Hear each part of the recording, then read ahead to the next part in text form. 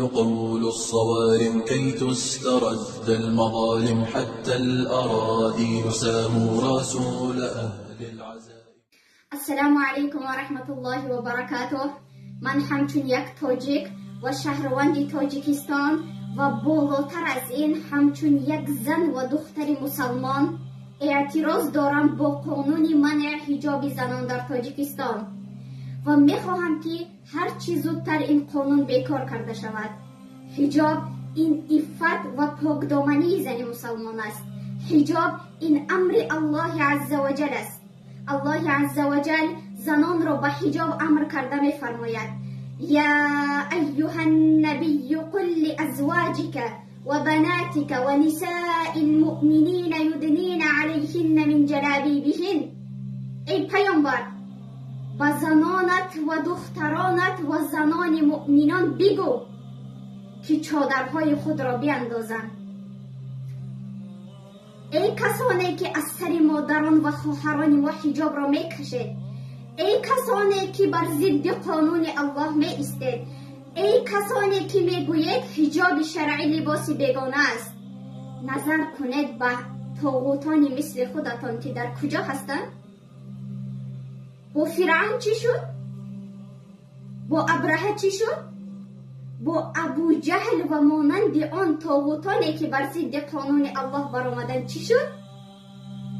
با آن همه قدرت و لشکرشان الله به خاک یکسانشان کرد. ای تواغیت بدانید که ما کسی از شما نداریم. اگر شما قدرت و جایگاه داشته باشید، ما الله داریم که قادر است در یک لحظه تمام قدرت و تمام جایگاهتان را نیست و نابود کند.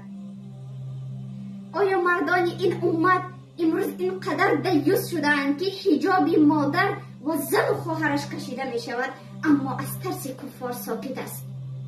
نظر کنیم به قول عثمان رضی الله عنه که راضی بود تکه تکه شود، اما راضی نبود که یک تار از موی همسرش نمایان شود. بگذار جان من و جانی تو در راه الله فدا شود، اما گذاشته نشود که حجاب شرعی از سر خواهر مسلمان ما گرفته شود، اما گذاشته نشود که یک تار از موی خواهر ما نمایان شود. ای برادرانم بیدار شوید. تا بکی از ترس کفار در خانه هایتان پنهان می شوید؟ تا بکی در این ظلم تواغیت تسلیم شده خاموش می ایستید؟ تا بکی غفلت؟ تا بکی؟ آیا شما ننگ و ناموس ندارید؟ پس برخیزید و مردانگی خود را نشان دهید اگر مرد هستید.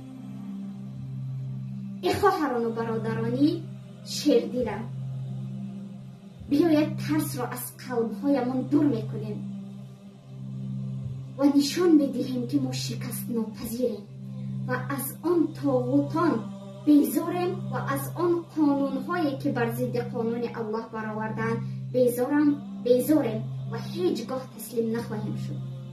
السلام علیکم و رحمت الله و برکاته.